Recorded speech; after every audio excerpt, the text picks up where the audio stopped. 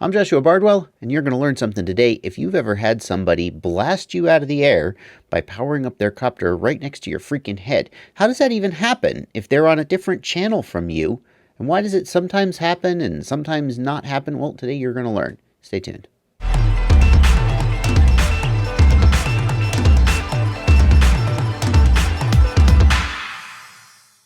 In order to understand why people can blast you out of the air even when they're not on the same channel as you, you got to start by understanding that the frequency you're transmitting on is only the center of your transmission.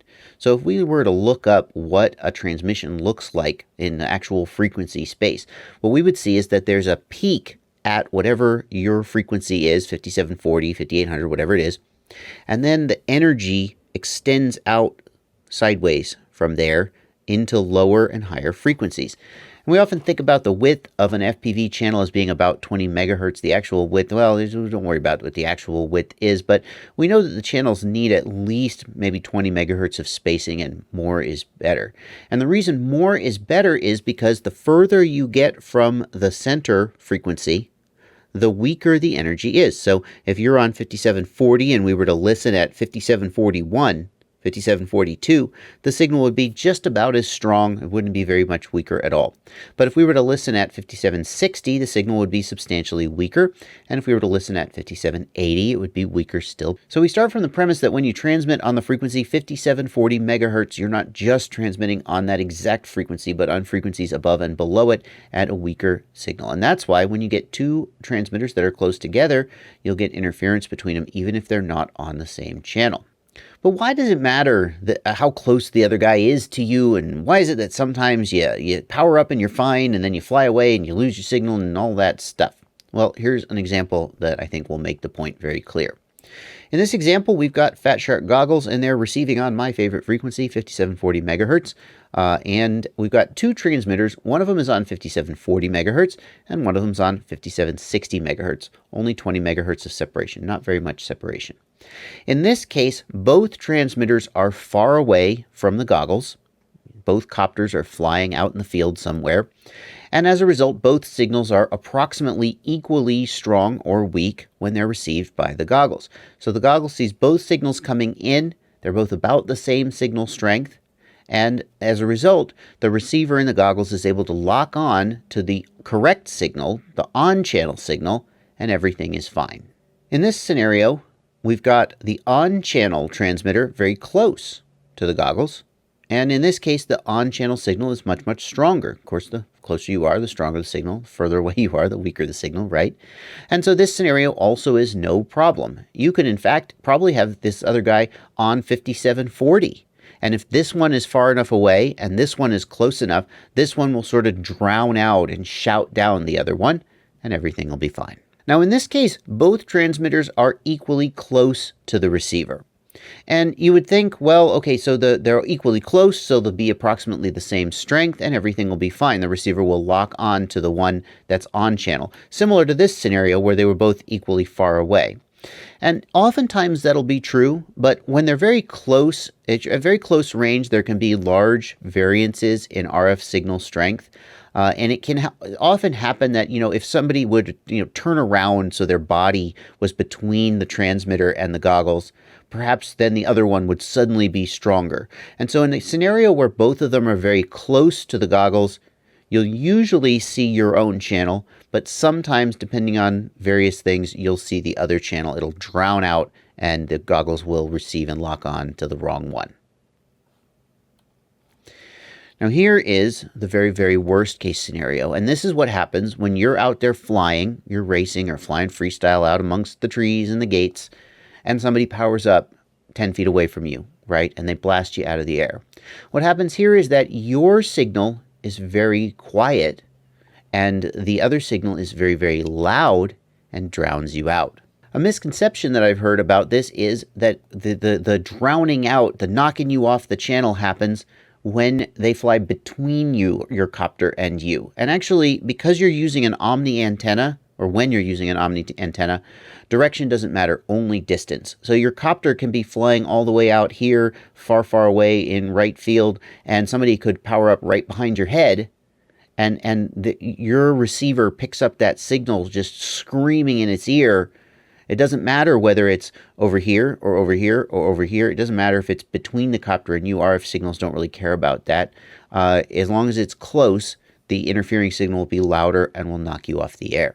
However, if you have a directional antenna, then things get a little more complicated.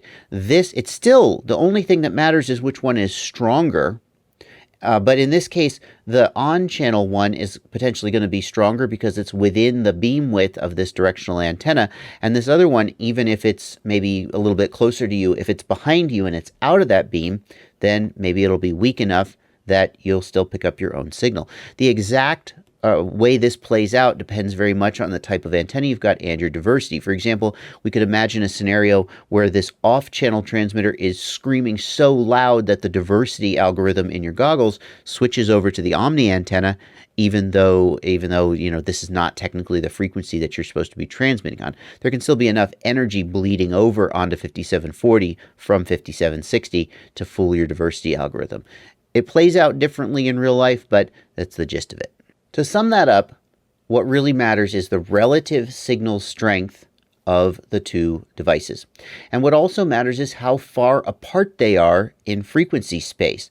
So if we have two transmitters, one on 5740 and one on 5760, then you won't have to, the 5761 can interfere with the 5741 even when it's somewhat of a distance away because they're so close in frequencies.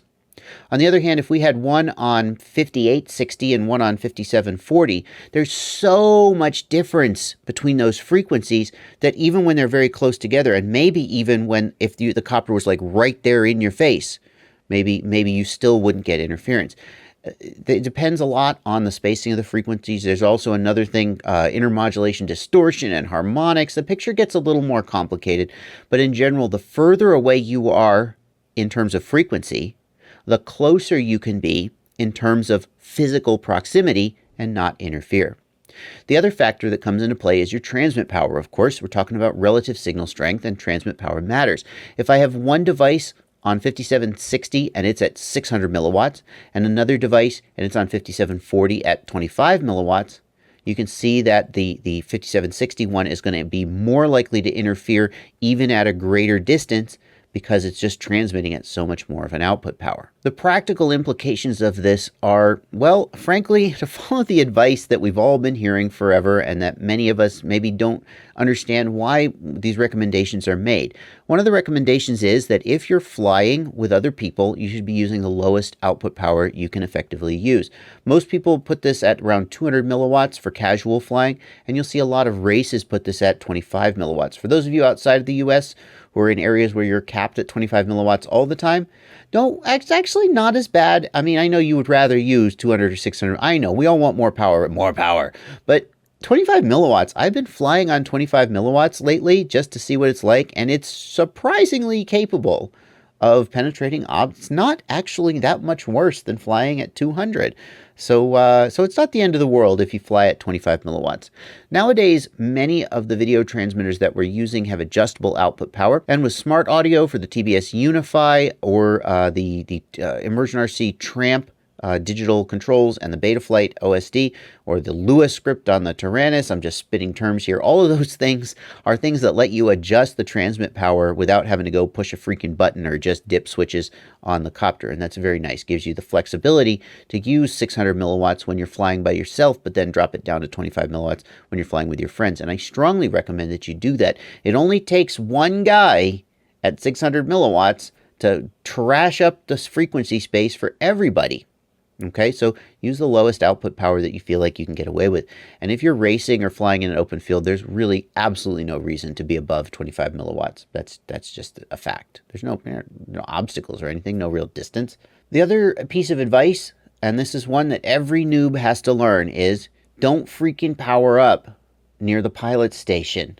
You need to be at least, I would say, 40 feet away from the pilot station before you power up. And if you're a race organizer or if you're a club organizer for an informal club, or just if it's you and 4 or 5 of your friends and you want to figure out the best way to not knock each other out of the air, what you need to do is you need to have the pilot station which is where pilots sit while they fly, and then you need to have somewhere else where people can power up, where the copters actually are set down to take off. And you never power up near the pilot's station. Otherwise, you're going to hurt people, knock them off the air. And that those two things need to be, I would say, a minimum of 40 feet away. The other thing you need to do is you need to set the pilot station so that it is, again, a minimum of, I would say, 40 feet away from wherever people are flying. So don't power up at the corner of the field and then go sit right next to the start line of the race, so that whenever people are flying the course, they're flying 15 feet away from the pilots. Anybody who flies close to one pilot while that pilot's copter is far away is going to knock the pilot whose copter is far away off of the air. And this is why it's always a good idea to holler out when you power up, even if you check and see that nobody is on your frequency. You might look and say, oh, I'm on 5800, I'm listening on 5800, nobody's on 5800. But if somebody is on 5740 and you're close enough to them when you power up, you're going to knock them off the air. And this is especially true because many video transmitters create a momentary glitch on basically the whole 5 gigahertz FPV band.